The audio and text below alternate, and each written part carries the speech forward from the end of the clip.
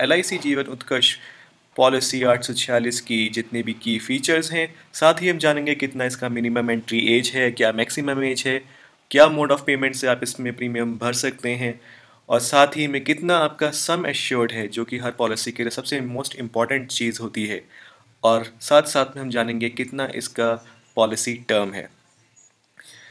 और इसी के साथ हम ये भी जानेंगे कि क्या क्या बेनिफिट्स आपको मिलेंगे इस LIC जीवन उत्कर्ष पॉलिसी के साथ, क्या है डेथ बेनिफिट्स, और कैसे आप मैच्योरिटी बेनिफिट्स से इस पॉलिसी से फ़ायदा उठा सकते हैं।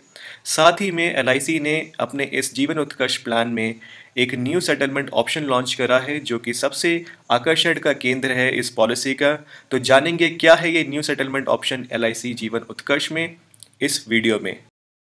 दोस्तों चलो शुरू करते हैं इस वीडियो में। तो सबसे पहले हम जानना चाहते हैं कि भैया LIC जीवन उत्कर्ष पॉलिसी 846 आखिर है क्या।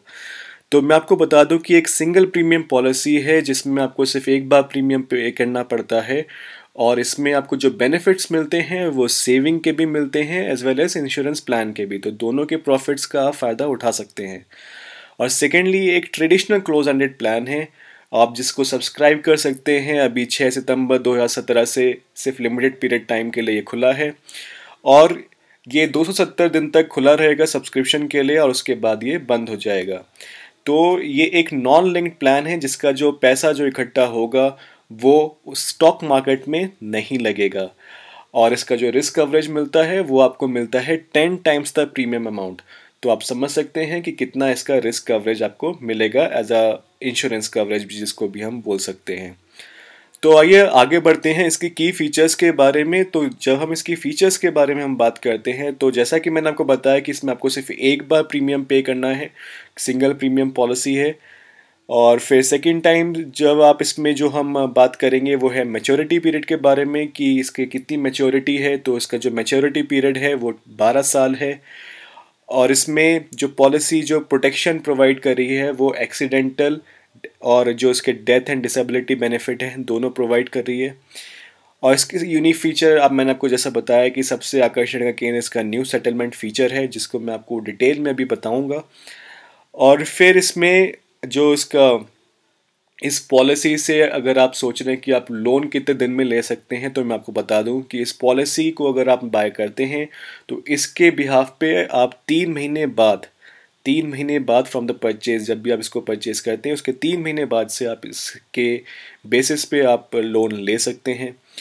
फिर नेक्स्ट थिंग जो मैं आपको बताना चाहता हूँ कि इसमें भैया इंश्योरेंस कवरेज कैसा है। तो इसमें जो इंश्योरेंस कवरेज है वो 2 टाइप का इसमें दे रखा है कि भैया डेथ बेनिफिट्स जो दे रखे हैं इसमें एक before 5 years and after 5 years वाला इसमें दे रखा है। तो मैं आपको डिटेल में एक्सप्लेन करूँगा अभी आगे, और कैसे नॉमिनी को सम एश्योर्ड मिलेगा, कितना पैसा मिलेगा, और कोई अगर लॉयल्टी बोनस भी अवेलेबल उसको मिलेगा या नहीं मिलेगा, तो ये भी मैं आपको बताऊँगा।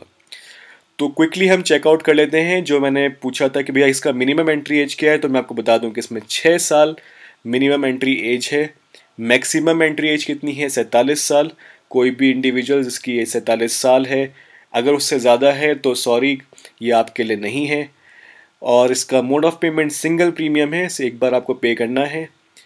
अब इसका सम एश्योर्ड कितना है, तो इसका मिनिमम जो सम एश्योर्ड आपका है वो है 75,000। अब 75,000 रुपीज़ इसमें आपका मिनिमम सम एश्योर्ड है अगर आप इस पॉलिसी को परचेज करते हैं। मैक्सिमम सम एश्योर्ड की कोई लिमिट नहीं है, और जो इसका पॉलिसी टर्म है वो है 12 साल। 12 साल इसका पॉलिसी टर्म है, जिसमें आप जिसको बोल सकते हैं कि इसका जो मैच्योरिटी पीरियड है, मैच्योरिटी पीरियड इसका 12 साल है।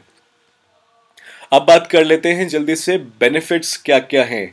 तो जैसा मैंने आपको बताया कि इसमें जो डेथ बेनिफिट्स हैं वो इस तरीके से की हैं कि अगर आप किसी की अगर डेथ हो जाती है with in 5 years of the policy, 5 साल के भीतर भीतर अगर किसी की डेथ हो जाती है, तो ऐसे केस में जो इस पॉलिसी का जो नॉमिनी होगा उसको जो अमाउंट मिलेगा will be equal to the जो उसने जितना उसमें प्रीमियम पे करा होगा उसके बराबर ही होगा। गौर करने वाली चीज़ है कि विद इन 5 ईयर्स अगर कोई इंसिडेंट होता है तो काइंड ऑफ सिर्फ जितना आपने प्रीमियम पे करा है उतना पैसा उसको वापस मिल जाएगा।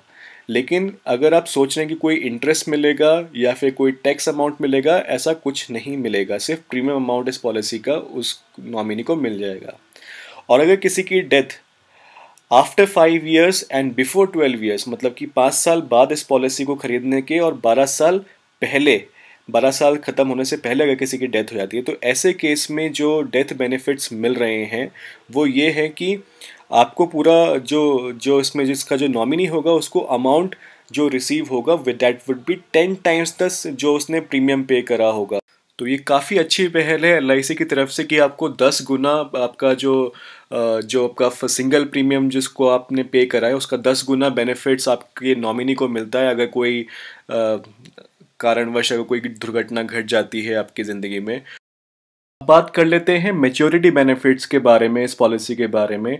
ये तो हो गया आपका बीमा कवरेज जो आपको मिल रहा था कि भैया अगर कुछ दुर्घटना हो जाती है इन 12 साल में इस पॉलिसी को लेने के बाद तो कैसे कैसे बेनिफिट्स आपको मिलेंगे।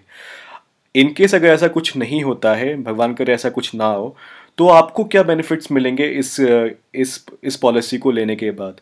तो जैसा इसमें लिखा था, जैसा इसमें बताया गया है कि इसमें आपको एक सम एश्योर्ड है। सम एश्योर्ड का मतलब यही होता है कि कुछ ना कुछ पैसा ये पॉलिसी आपको पक्का देकर जाएगी, इसलिए काफ़ी लोग पॉलिसी खरीदते हैं, इन्वेस्टमेंट करते हैं।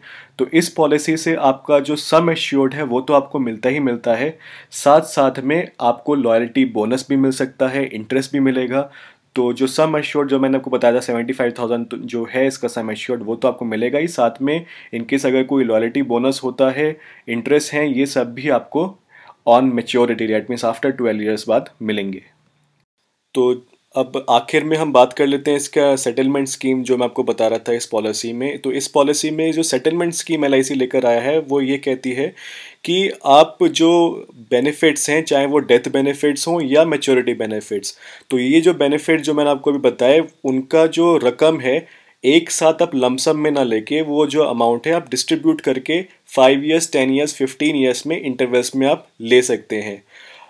तो ये एक नई चीज़ है कि जो बेनिफिट्स है एक साथ सारा पैसा ना लेके आप उसको इंटरवल्स में ले सकते हैं, और जो इंटरेस्ट रेट होगा वो LIC डिसाइड करेगा, और इसका मिनिमम जो इंस्टॉलमेंट जो अमाउंट है दैट इज़ 5,000 रुपीज़ LIC ने डिसाइड करा है।